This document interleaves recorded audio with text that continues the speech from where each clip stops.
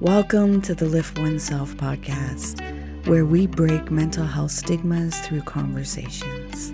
I'm your host, Nat, and we dive into topics about trauma and how it impacts the nervous system. Yet we don't just leave you there. We share insights and tools of self-care, meditation, and growth that help you be curious about your own biology. Your presence matters. Please like and subscribe to our podcast. Help our community grow.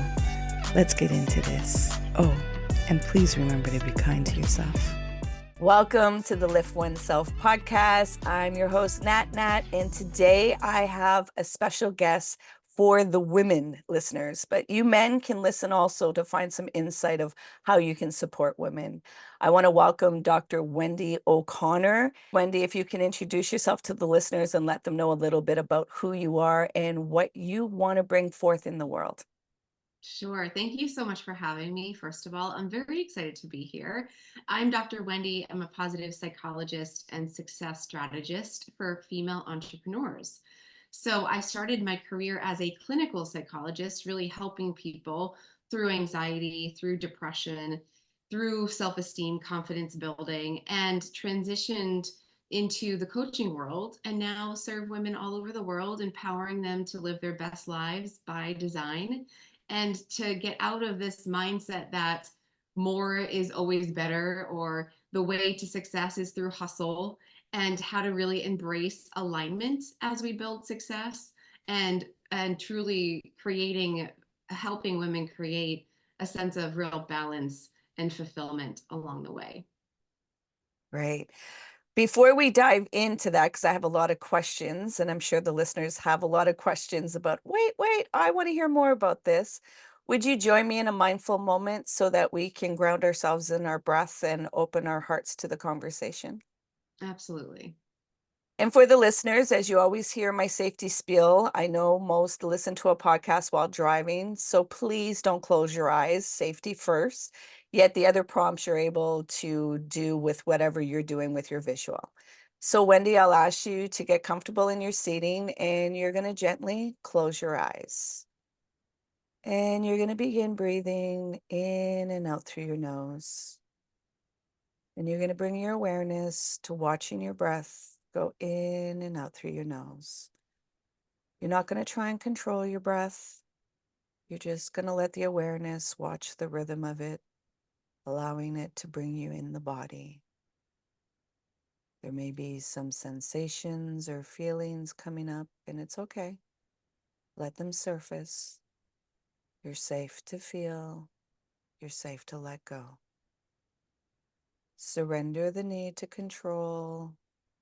Release the need to resist and just be. Keeping the awareness on the breath and dropping deeper into the body. There may be some thoughts or to-do lists that have popped up in your mind, and that's okay.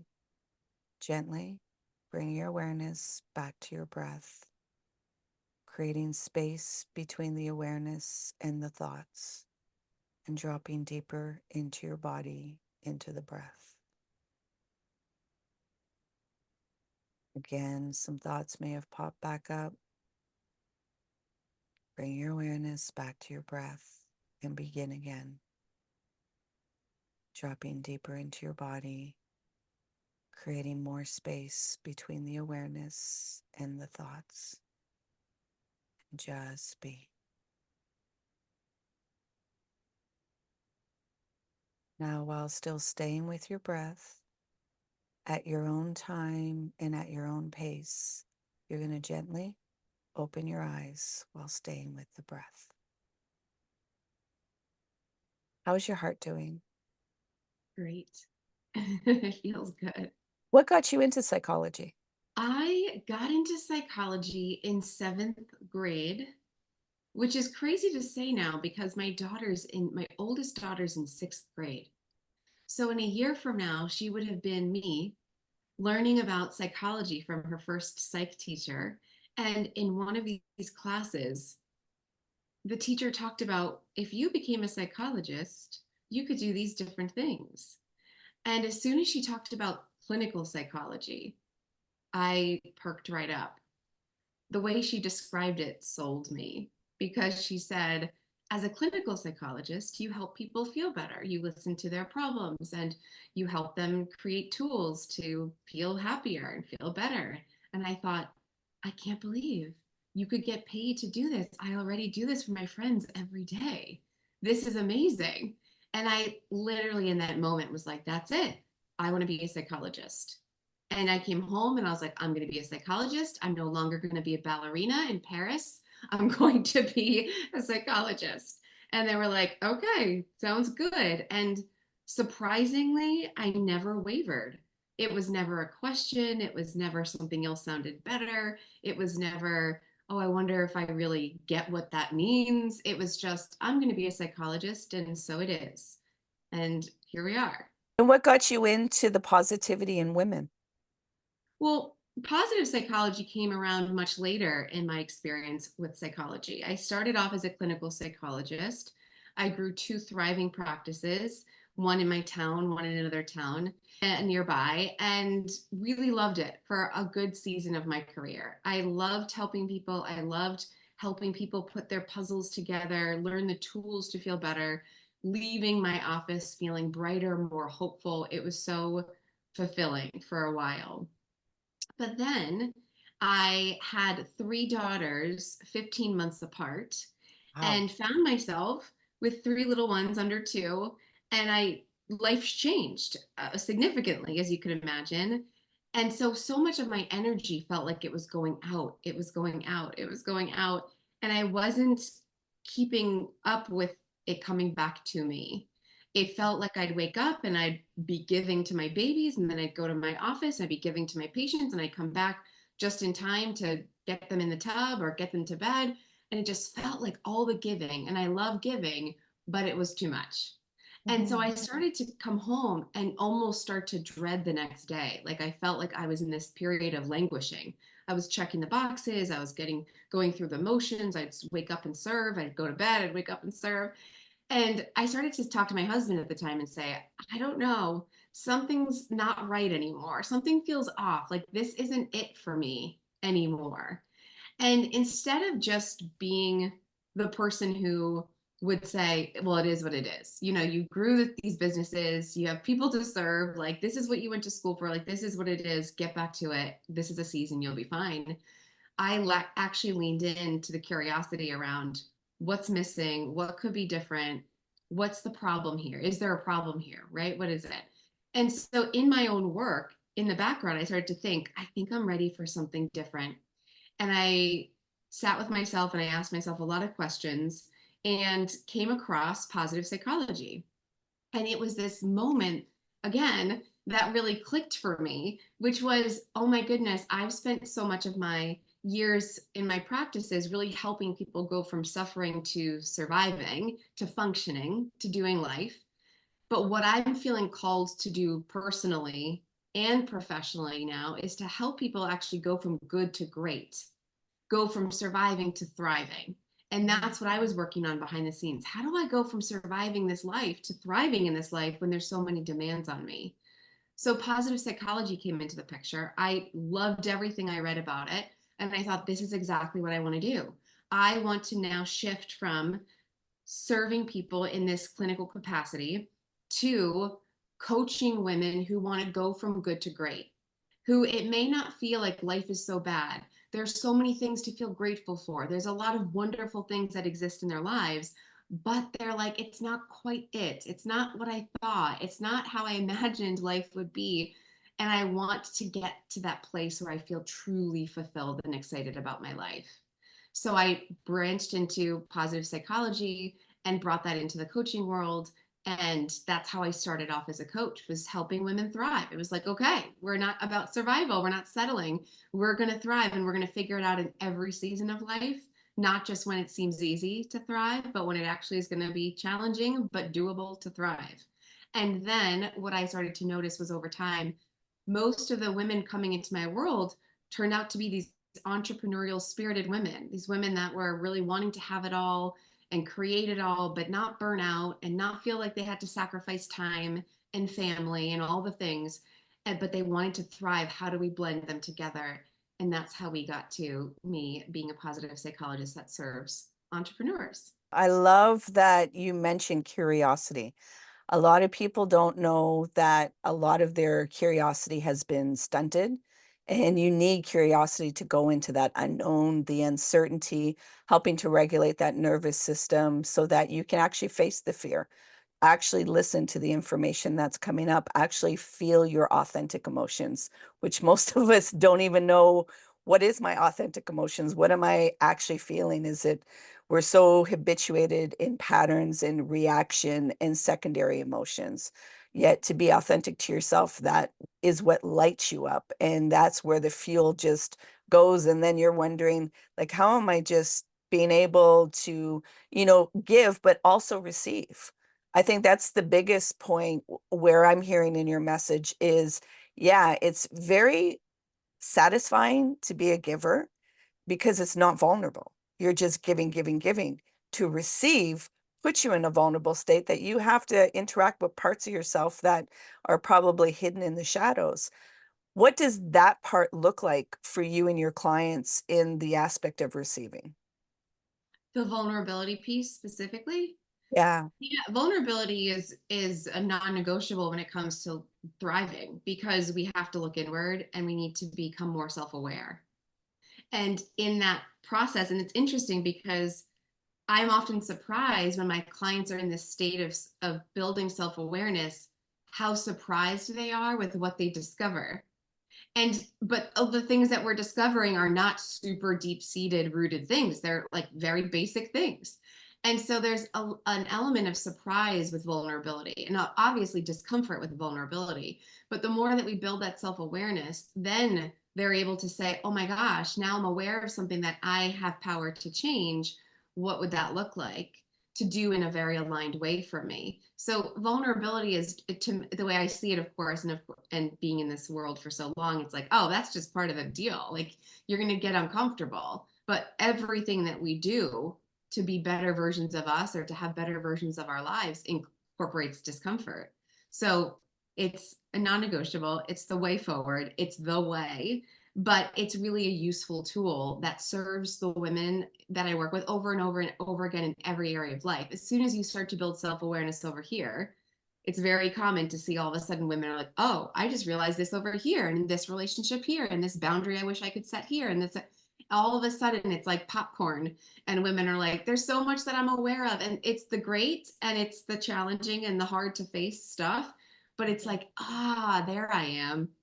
Oh, that's who I am. Okay, so like now I have something to work with. Instead of, in the beginning of this journey for a lot of women, it feels like I'm chasing it. I'm chasing it. Why don't I have it?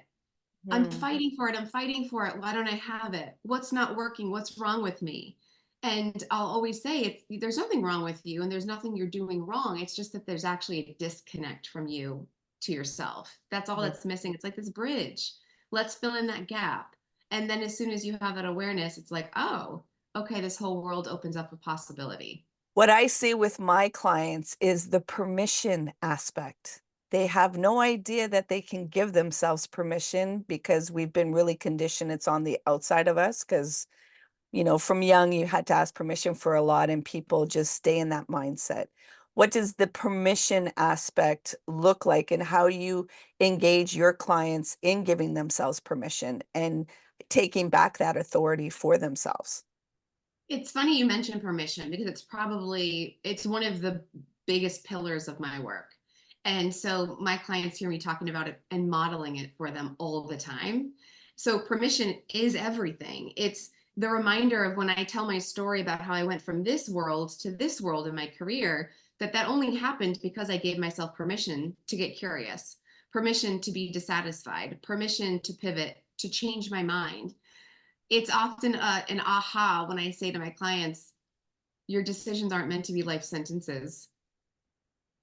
I don't care what decision we're talking about, your relationship, your work, your friendship, anything that you're like, oh, well, I'm in it, so I guess I'm in it, is not the way you have to live.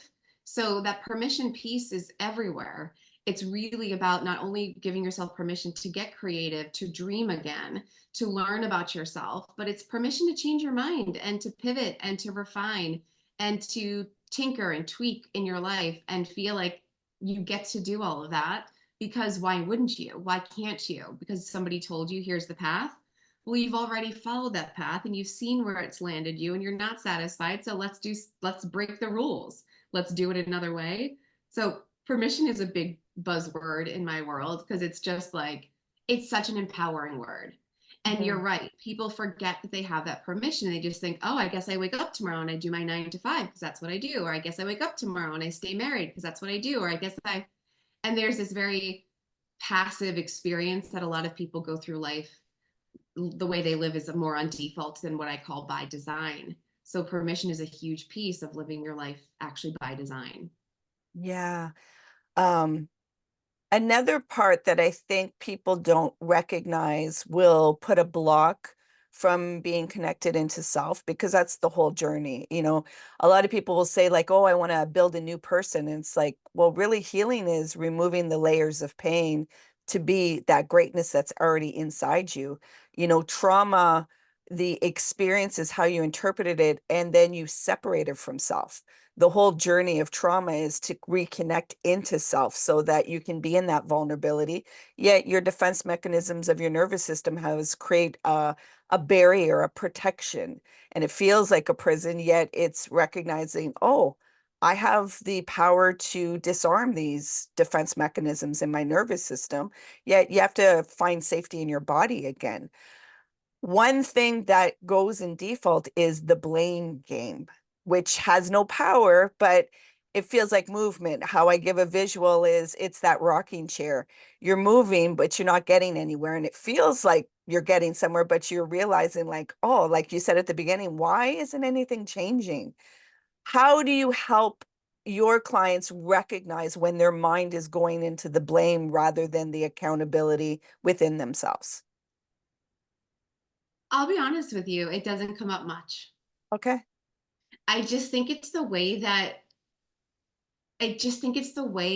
the dynamics are in the spaces that I create with clients. It doesn't come up a lot. Okay. There's not a lot of women coming to my space, and I think it's because of the way that it's designed. Like, I design a space that is absolutely about taking radical responsibility and an empowered approach to living your life. So Mhm. there's not a lot of women coming in being like, well, this is the problem, or that person's a problem, or there's a lot of women asking what I would call, like, in the work that I'm doing, like, the right questions. How do I become the better me in this situation? Mm. Given the circumstances or given my life, like, how do I rise? How do I overcome? How do I build strength? How do I build resilience? How do I build emotional intelligence? And so it doesn't actually come up a lot. But it's funny you mentioned it the way that you did, because it reminded me this morning with my daughter. I witnessed my 10-year-old doing this. And so the last couple of days, has forgotten her dance backpack all around town, been chasing this backpack around town. And last night again, she forgot it at dance. And this morning, I could tell she's getting upset that it's not in the house. And I'm thinking, she's not allowing the truth to be revealed. She's not saying that it's at dance. She just doesn't want to feel the shame or the upset internally because it's at dance and she forgot it there. And so she was getting tearful. And I had said to her, it's okay that you forgot it there. So, because she wanted to blame her sister for not remembering to grab it. And I said to her, we all forget. I forgot to bring it here. You forgot to take it here. Your sister, it's okay to feel uncomfortable, but there's nothing wrong. You're all right. It's fine. You're safe in this. And it's an interesting journey to just witness in people, of like, you just don't want to feel uncomfortable. You don't want to feel embarrassed, or you don't want to feel ashamed, or you don't want to feel bad. And Mhm. so we just need to put it somewhere else. And it was a funny live moment. I just recognized that this morning. But in terms of my clients, it doesn't come up very much. Of course, circumstances come up every single day of upsetting challenges, 100%. But it's really about, like, as quickly as we can, getting unhooking from a mindset that there needs to be a blame. And it's really about hooking into the mindset of, how do I handle it? How do I navigate it? How do I move through it quicker? How do I get back to my highway? How do I do it?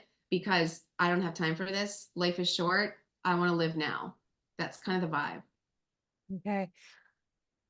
What does your self-care look like? Because you said, when we're just ourselves and we're not in that role of parenting, we have all kinds of freedom and there's not things that are affecting your schedule, your energy demands and everything else. So then when you go into parenting, how I see parenting is the highest spiritual practice you can learn about yourself, because your children reflect so much to you that you may have not wanted to see, and then or you're recognize, oh, this is what I was going through when I was a child and nobody knew how to hold the space, and now I can even go deeper within myself to release it and hold that space, or challenge and fight your way through whatever we do. Now recognizing being in this parenting, and rather than you just going with the default, you stopped, you said, and you went into curiosity, which then recognized, I have my own needs. Like, I am so giving, yet I have my own needs and I really have to practice what I'm offering to other people. So what does that self-care look for you to make sure that you hold a space of energy that you can serve all the roles that you're in right now, and not picking, is it career or family life, that you can have Never. of the both? Yeah, that's a thing for me. I get really charged up by it because it will never be one or the other. I designed my business to support the lifestyle that I wanted to live. That's how I thought about it. I reverse engineered, if I want to live this way, meaning abundance of time, right? Meaning just freedom of thought, creative space, just like meandering thoughts. If I wanted to feel flowy in my day, I was going to have to design that in my business. I couldn't expect that I was going to see clients all day long and then take a 5-minute breath before I take the kids all around the world for activities all afternoon. And so for me, it was just from the start of the shift, I knew what I wanted different. So in clinical space, it was okay, I would see patients back to back to back to back all day long. Time is money. Can't take time for sickness. Can't take time for vacation because you pay for it twice. In my head, I was always I'm going to lose all that money for a day. And then I'm also going to pay all that money for vacation. I'm not taking it. And it just felt like this trap I was stuck in. So as soon as I shifted to coaching, I knew everything was going to change. I was going to take calls only on the days that I wanted to, which for me is midweek. I was going to leave call free days on Mondays and Fridays. I was going to not have any calls the last week of every month. I was like, I'm just going to dream up this whole dream business and then create it and see what happens. And so that's where so much of my self-care gets built into the day, is because there's abundance of time.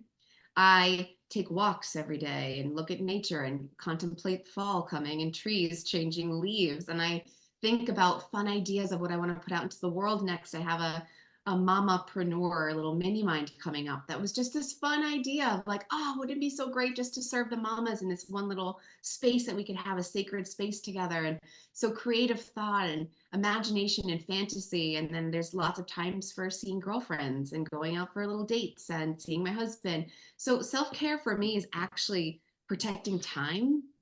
It's really about waking up every day and really wanting two things to happen. One, I love to serve and to crush it. I love to end a day being that was a masterpiece of a day. I'm so proud and I'm so excited for the ripple effect of whatever we just created together. And then the other piece of is happiness. It's curating happiness every single day. So self-care for me is not going on some big excursions. It's often a bubble bath in the middle of the day, a workout whenever I want to, walking outside to get some fresh air and to recalibrate.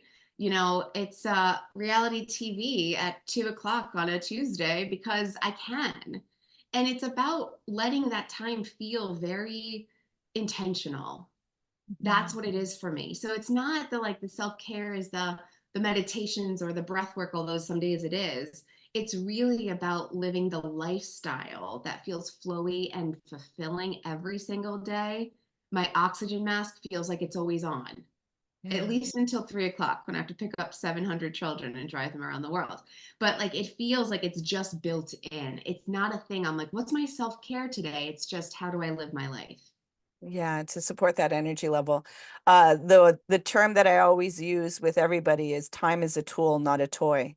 And many of us have not accessed time as a tool. We think that we have to earn time. And it's like, no, no, no, no, this is your life and you don't know when it's going to end. You try to support your body, your health in the best way so that you can be in time and really be aware of it and be present with it, not in the past and future of trying to, kind of a disassociation of what's right here and what you can take action with, yet really using that time as a tool. And I love the way that you have embodied that, like in the way Mm, of speaking it, you're like, I embody it and I understand the energy that comes back, the loop and the feedback loop that comes in that of the giving and the receiving, so that yes. I can be there for Yeah. me. And I also think about the seasons. I feel different in different seasons. So Mhm. when it's light in the morning, earlier in the day, the summer season, I'm up at 5 and I'm at the gym and I get my workout out of the way and it feels amazing. But then fall comes and it's darker and it's cooler. And so often my workouts are later in the day. And I didn't just stick to a rigid schedule because I should keep a 5 a.m. workout because only 5 a.m. people are successful. It's like I can work out anytime, like what aligns for me, and winter too. And the other thing I do that is like the most silly, benign thing, but it makes a huge difference for me, and I just started this week, is when fall winter comes, I do not enjoy driving the kiddos around and then coming home and starting to cook dinner. It just drives me a little bit bonkers. It's like Mhm. one more thing that takes 20 steps to get done and then clean up and then serve and then so I've actually started to do dinner prep or dinner cooking during my flowy day so that when we're home together at night, it doesn't feel like I just started a new project of have to's. It's done and we reheat it or we pot it or whatever.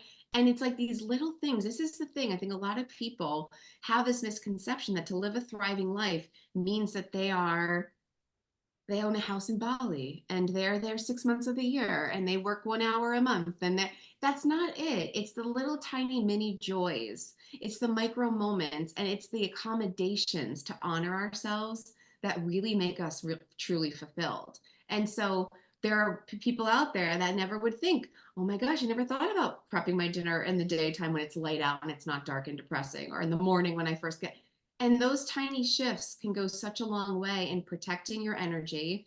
But I also talk a lot about the energy generators in your day. So it's like making sure there's time for the things that generate the good vibes that you want to be feeling. And there's days you're going to organically feel full of those. And there's days you're going to need to intentionally infuse your days with those. And that's okay too. So a lot of times I think people will think, oh, I don't know, I didn't sleep well today, might not be a good day. I guess what just is what it is, instead of thinking like, okay, tonight I'm gonna work on sleeping better, but how do I want today to feel? Do I want today to feel icky or tired or exhausted, or do I actually want to generate some energy and feel different today? Like I have that power and I have that choice, and that's really cool. Yeah.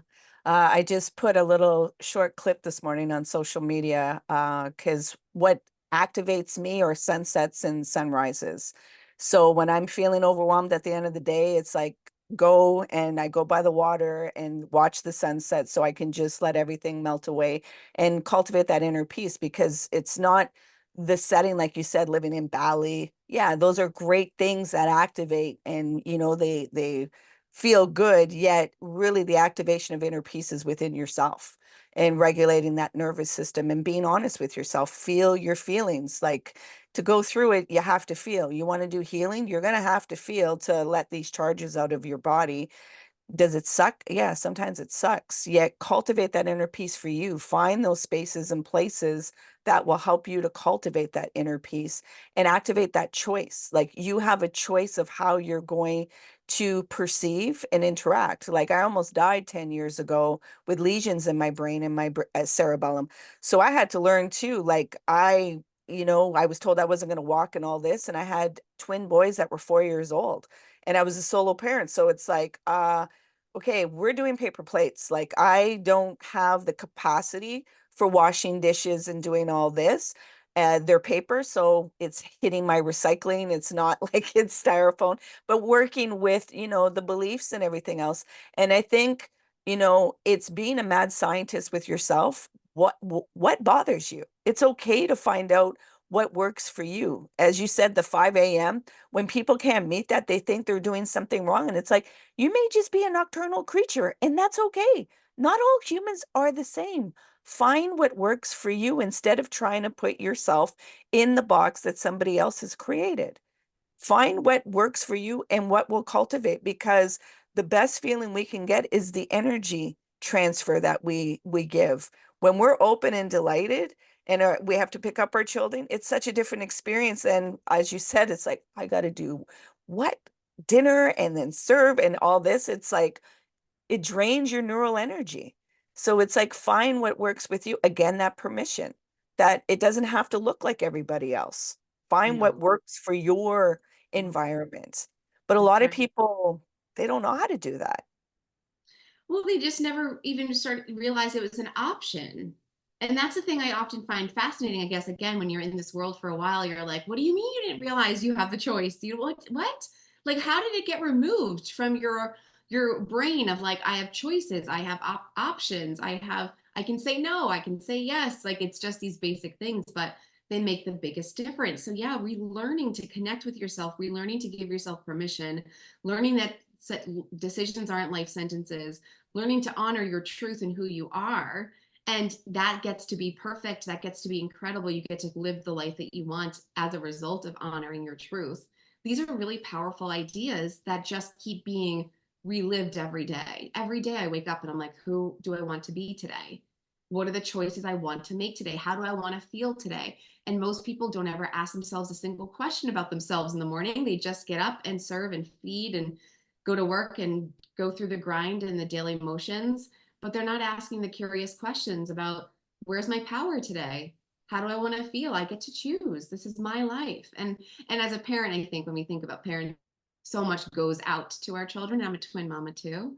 So it's so much goes out to our kiddos. And there's this thought that comes up sometimes in my mind because my daughters will say something and I'm thinking, it's my life too. It's my life too. This is the thought. It's just like, it's my life too. It's not just about you. And and that comes out in different ways, but it's that reminder of like, no matter what we're talking about, whether it's parenting or you're answering to a boss or you have a coworkers that are challenging, whatever it is, it's like, it's your life too. You're not just meant to just plop into a box and serve this role because someone said to. You're meant to actually wake up every morning and decide what your life is for, what your life is about, what you want it to look like, feel like, and be like. You get to decide those things. But for a lot of people, that can feel like too big and overwhelming and just like, I can't touch it. I'm just going to go to work and do my thing because that's easier. But that's also hard. Going Yeah, to work to satisfy, it's hard. Choosing a new life is hard. Which hard do we choose? Right? exactly.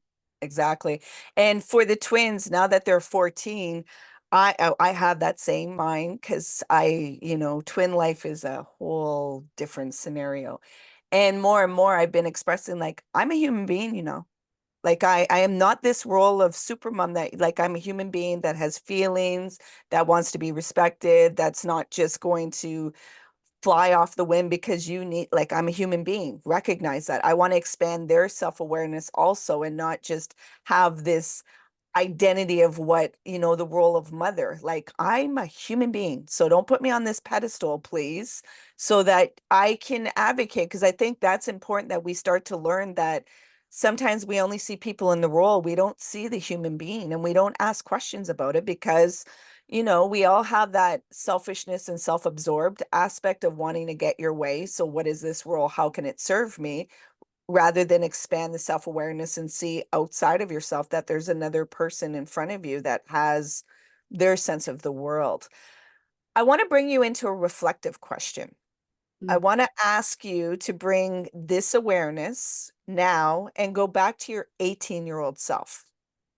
And you have 3 words to tell your 18-year-old self to carry you to the journey to now.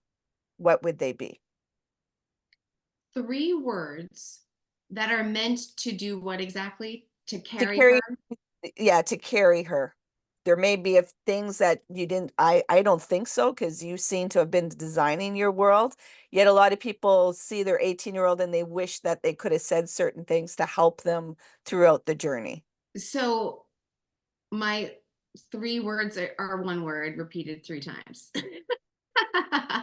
And that is trust, trust, trust. I would have loved, and forget 18, because that's actually when things really shifted for me. That's when I broke free and never looked back. That's when I started designing, because before that, it was not that existence for my first 18 years. And so I would love the trust advice at 10 and 12 and 14 and 16 and 17, 18 and on. But the idea is just trust yourself. Trust yourself. Listen to yourself. Trust yourself. Like there's so many years of our lives or chapters of our lives where we are like just responding and reacting to everybody else and not tapping into who we are, who we're meant to be, and what we want life to feel like. And so for me, it would have been like, I would have wanted to whisper in her ear throughout her entire life, trust yourself. It's like, it's trust yourself and like go, trust yourself and move, trust yourself and lean in, like just trust what's coming up for you, whether it's warning signs, whether it's like messages that you're not sure what they mean, whether like whatever it is, it's like just keep trusting you, because you've got this and you're gonna figure it out, and it's right around the corner actually. So like you're almost there. I love it. Yeah, what I knew when I went with this reflective, it's like you've been designing your world and you've allowed your curiosity to be untethered. So to really use that guiding point and seeing that you have been trusting yourself, which is part of helping people because they come to realize like, oh, I don't trust myself. I don't know how to listen to my intuition. I don't know how to listen to what my needs are. I don't know how to access the permission and choices. And that requires you to trust yourself and allow the trusting. Sometimes people think trusting is everything's going to go my way, or, abundance is everything's going to go my way. And it's like, no, trust in yourself that when it gets messy, when there's mistakes, that you're not going to separate from yourself. And you're going to build the resilience of finding new ways and pivot and, find the answers and feel your emotions, not shut them down. Like embarrassment, I have one of my, it's like we have the same language. I have one of my twins that embarrassment, he does everything in his power not to feel it. And I'm like, you're creating more chaos for yourself than allowing that just to come through you. And you're impacting your mental state because of this feeling. Yet for him, it just feels so debilitating. And I keep showing him my errors and my mistakes and how I, process the big emotions, because modeling is the biggest thing that helps with this journey. Yet, it's our emotions that once we can really feel those big emotions, oh, there's such an opening I found in my own life. Such an opening to really, walk in this world that you're not so concerned about what others are doing or thinking. It's like, it's about how I'm feeling and what I want to create and how I'm using this time as a tool, and maximizing it to the best of my ability. I know the listeners are like, okay, enough, Nat Nat. Where can I find Dr. Wendy O'Connor, and what does she have to offer right now? Because some may be like, Mama, entrepreneurs, like, what is that? Like, I want to Yes. find out more. Can you let the listeners know where they can connect with you? Of course. I mostly hang out on Instagram at Dr. Wendy O'Connor. Come say hi. I love meeting everybody. And I hang out a little bit everywhere, but that's my main place. So come on over and introduce yourself there. And yes, I serve female entrepreneurs in several different ways. So it's really about where you're at right now. There's this Mama Mini Mind I'm doing that's going to be amazing. And I have a membership, so you can come in and binge all the programs that I've created over the last several years and come in and get mentorship and coaching on creating success through alignment. And yeah, it's actually, there's always something new going on. So it's a fun space to just come and hang out and see what fits for you. Thank you. Thank you for, giving us the most valuable thing in life, which is time, and being here and sharing that gift with myself and the listeners, and what you are creating in the world, that you are showing people there's a different way that you can actually take act that you can take action with your life and design it in the way that you need to. Is there something that you would want to leave the listeners, that would activate something for them? Like something that I share, like I'm saying, or something that they can tap into after our episode? Whatever you feel called to. Oh, that's a great question. I feel every day this call, so I will share it here, which is whatever it is that you take with you from this episode, remember your life gets to be by design. It doesn't matter what season of life you're in, there is always something that we have power over, control over, and influence on that can make life feel better and make ourselves feel more powerful and stronger. And as a leader of our lives, not a follower. And so, whatever it was today that landed for you, take it and run with it. Don't let it be the thing that sounded like a cool idea and then it just disappears into the thin air. Let it be the thing you actually take action on and start to create reality around in your life today. Yeah. At any time in this conversation, if there was any inclination, any tug, any curiosity, as Wendy just said, connect with her. There's a reason why your limbic system was trying to signal to you that there was something there that just activated you. So listen to your body, listen to that limbic system that's showing you there's a different way. And she has some verbiage to give you and the tools to give you to design this life that you know there's more than what you are actually living in right now. So again, thank you for your time. Thank you for your gifts. Thank you for what you're creating in the world. I greatly appreciate you. And, you know, the playfulness that you've instilled, once we can walk the talk that we're, displaying, because it's really great to have theories and we all understand the academic of all theories and philosophy. Yet when you have lived experience, it's so much relatable that the people are like, oh, this is possible because somebody is actually creating this and going through the fears and all these kind of different things. But you've shown a different blueprint that people can create their own blueprint. So thank you so much, Wendy. Thank you for having me. It's been great. Please remember to be kind to yourself. Hey, you made it all the way here. I appreciate you and your time. If you found value in this conversation, please share it out. If there was somebody that popped into your mind, take action and share it out with them.